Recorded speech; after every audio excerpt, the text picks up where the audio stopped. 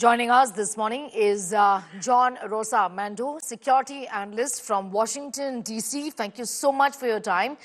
I want to begin by asking you and whether you think this movement or this development rather from U.S. President in stopping aid to Ukraine was expected. And how do you see this play out in days and weeks to come, given that this war has been continuing for 3 years now? What next?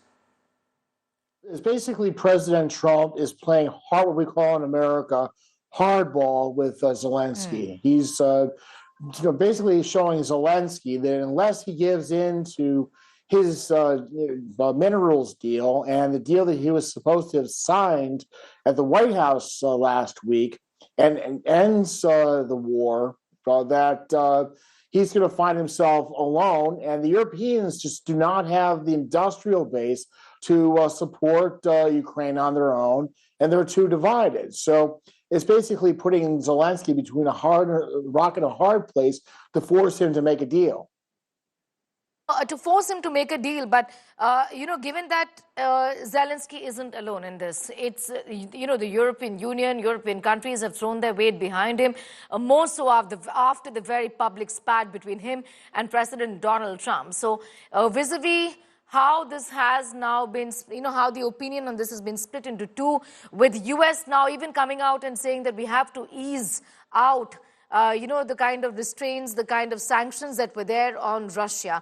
It seems that the opinion is divided into two, and there are two sides clearly in this now. U.S. on one side with wanting to ease out the sanctions on Russia, and the other hand, Zelensky continues to get the kind of support that he did from European countries. Well, let's just look at the Europeans themselves. They are very divided. You have really three different camps. You have the British and the French that are all for being gung-ho about supporting Zelensky. Then you have the Germans that are kind of in between and unable to reach any sort of conclusion. I mean, they've been holding off on supplying Taurus cruise missiles to Ukraine now for 3 years. Then on the other side, you have countries like Hungary and Slovakia that support Russia.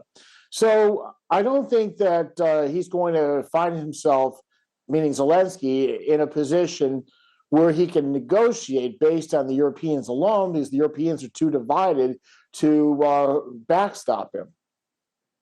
So would you believe now, or do you think that this step from the U.S. at the end of the day, given the kind of money that they were pumping into Ukraine, vis-a-vis also the kind of help, the military aid that was being given to Ukraine, is going to now finally force Zelensky to come to the talking table with Russia? Well, maybe it might not immediately, but as the months wear on and the Ukrainian army's logistics breaks down, he's going to find himself in a position where he's going to have to make a deal because that's his only choice. And President Trump is trying to set the table for him such that he has to make a deal.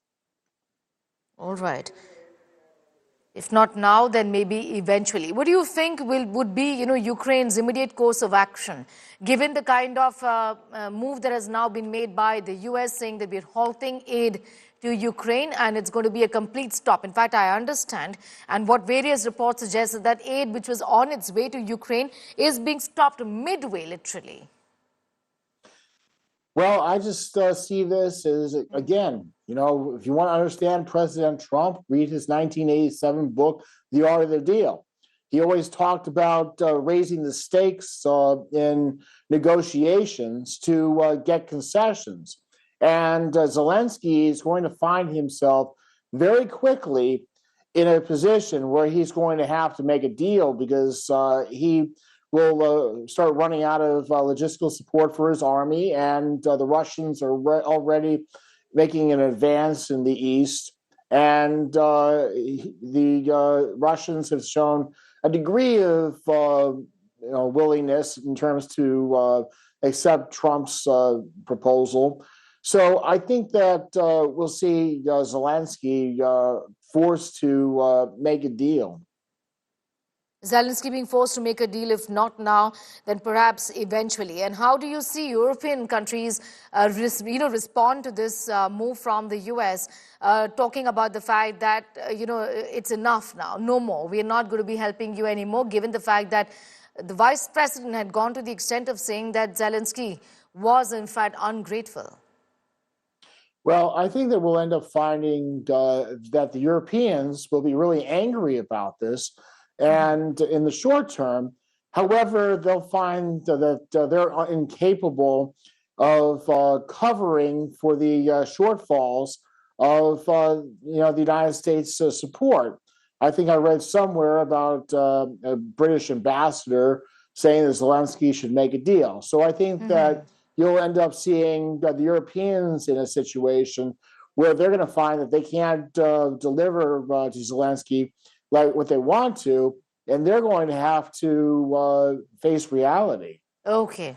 All right. I'm going to thank you for joining in this morning and sharing your views with us on that big developing story at this point in time.